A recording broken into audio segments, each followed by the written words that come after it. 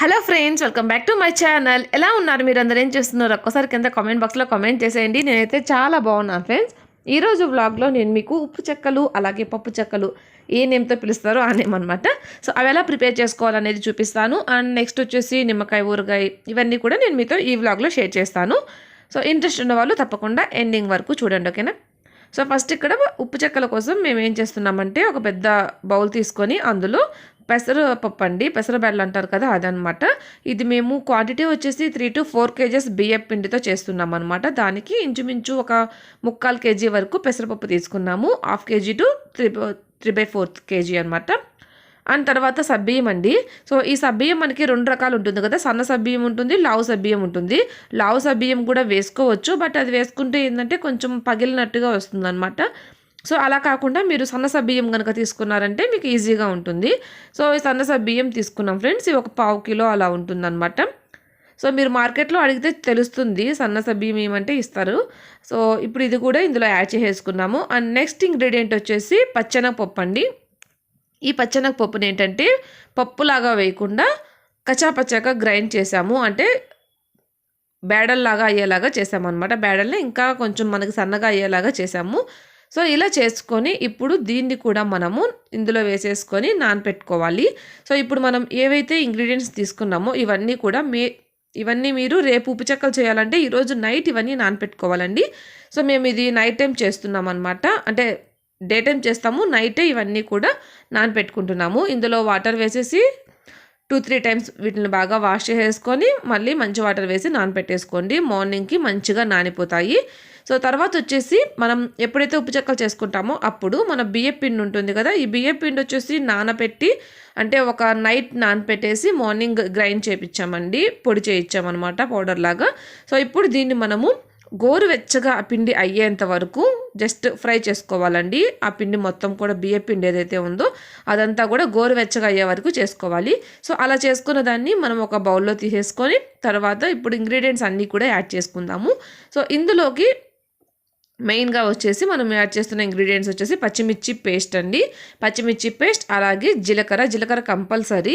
ఇందులో వామ్ వేయాల్సిన అవసరం లేదు, జీలకర్ర వేస్తే సరిపోతుంది. పచ్చిమిర్చిని వచ్చేసి కారంకి పచ్చిమిర్చి యూస్ చేసాము. అండ్ తర్వాత అల్లం వెల్లుల్లి పేస్ట్ అండి. సో ఇది కూడా మెయిన్ ఇంగ్రీడియంట్. ఈ రెసిపీ వచ్చేసి అమ్మమ్మ రెసిపీ అనమాట. ఇలా బియ్య పిండి వేయించేది వచ్చేసి అమ్మమ్మ చెప్పింది. నార్మల్గా అయితే ఇలానే కలిపేస్తూ ఉంటాము ఎప్పుడూ కూడా, బట్ ఈసారి ఇలా వేయించి కలుపుతున్నాం అనమాట. అండ్ తర్వాత మనం నానపెట్టుకున్నది కూడా వాటర్ అంతా వడగొట్టేసి అలా పెట్టుకున్నాము.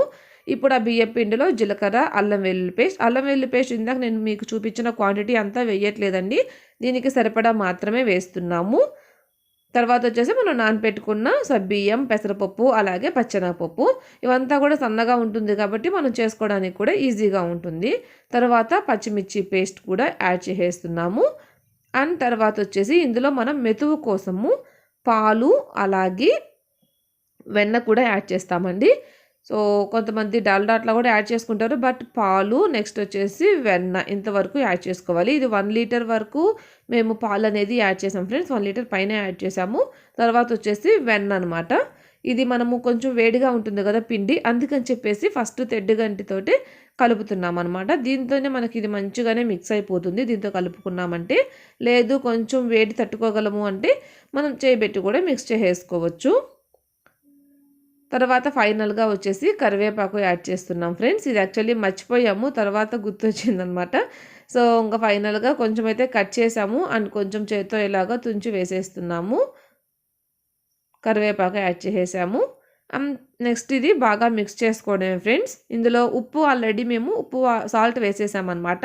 సో రుచికి సరిపడా సాల్ట్ యాడ్ చేసుకోండి. తర్వాత వాటర్ అండి. ఈ వాటర్ కూడా కొంచెం గోరువెచ్చగా మనం కాచుకొని వాటర్ యాడ్ చేసుకోవాలి.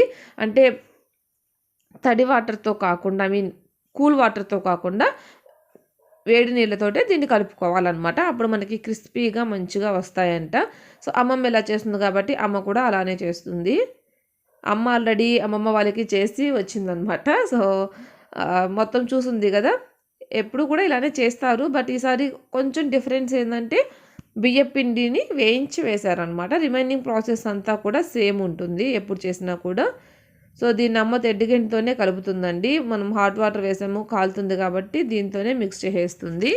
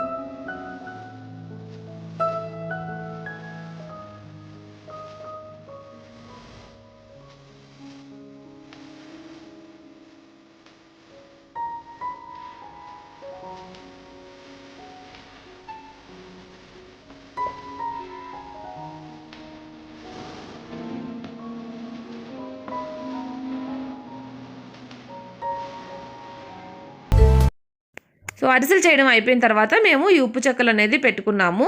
2 ఒకటే వ్లాగ్లో అంటే లెంత్ ఎక్కువైపోతుందని చెప్పేసి ఇలా పెట్టుకున్నాం అనమాట. ఇలా పూరీ ప్రెస్ కనుక ఉంటే మనకి ఈజీగా ఉంటుంది ఫ్రెండ్స్. చాలా పలుచగా వస్తాయి, టైం ఎక్కువ పట్టదు. అంతకుముందు ఏంటంటే ఉప్పు చెక్కలు చేయాలంటే చాలా కష్టంగా అనిపించేది, ఎందుకంటే చేత్తోనే ప్రెస్ చేసేవాళ్ళు కాబట్టి మనకి ఫింగర్స్ బాగా నొప్పులు వచ్చేసాయి అనమాట. చేత్తో మనం అది మంచిగా చేయలేము కదా, సో ఎక్కువ చేయలేము, అది కూడా ఒక మైనస్ పాయింట్. బట్ ఇలా పూరి ప్రెస్ కనుక మనం యూస్ చేసామంటే ఈజీగా అయిపోతుంది అండ్ చాలా సన్నగా కూడా వస్తాయి ఫ్రెండ్స్.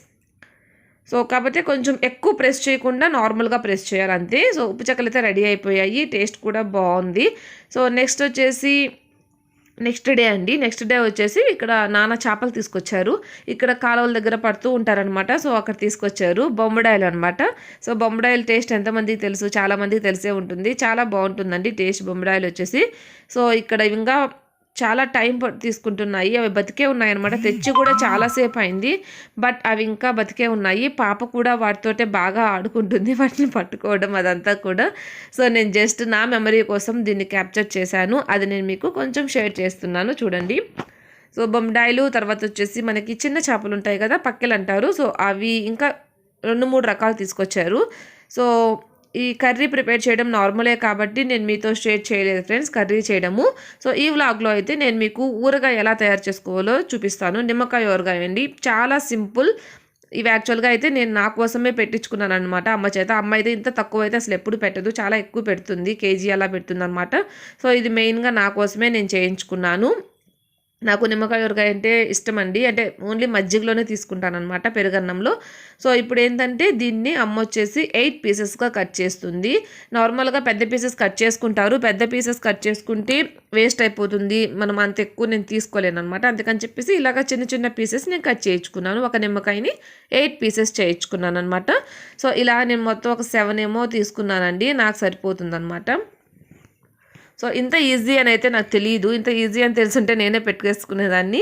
సో చాలా ఈజీగా ఉంటుందండి. జస్ట్ ఇందులో ఏం లేదు, ఉప్పు కారం పసుపు యాడ్ చేస్తాం అంతే. ఇప్పుడు ఇవన్నీ కూడా కట్ చేసేసారు. ఇవన్నీ కట్ చేసిన తర్వాత నెక్స్ట్ ఇంగ్రీడియంట్స్ వచ్చేసి మెంతులు ఆవాలు మీరు కొంచెం దోరగా వేయించి గ్రైండ్ చేసి పెట్టుకోండి.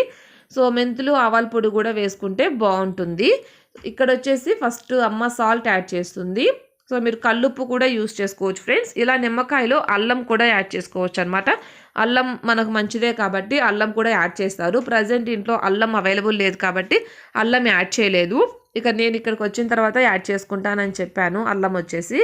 సో చాలా మంచిదండి హెల్త్కి అల్లం కూడా. మా హస్బెండ్కి అయితే చాలా ఇష్టం అనమాట. ఇప్పుడు నేను ఇందులో మీకు అల్లం యాడ్ చేసేటప్పుడు నెక్స్ట్ వ్లాగ్లో మీతో షేర్ చేస్తాను, అంటే నెక్స్ట్ నా వీడియోస్లో షేర్ చేస్తాను చూడండి.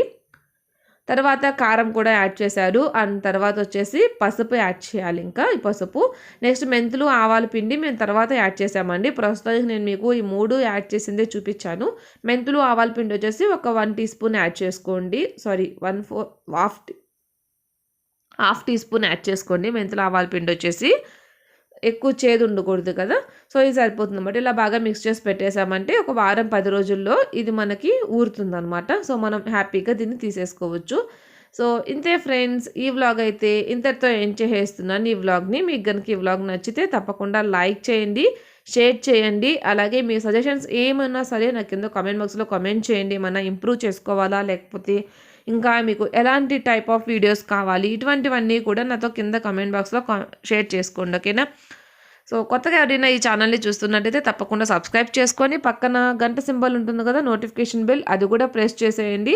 అది ప్రెస్ చేస్తే నేను ఏ వీడియో అప్లోడ్ చేసినా కూడా మీరు మిస్ అవ్వకుండా చూడొచ్చు, ఓకేనా. Thanks for watching, bye.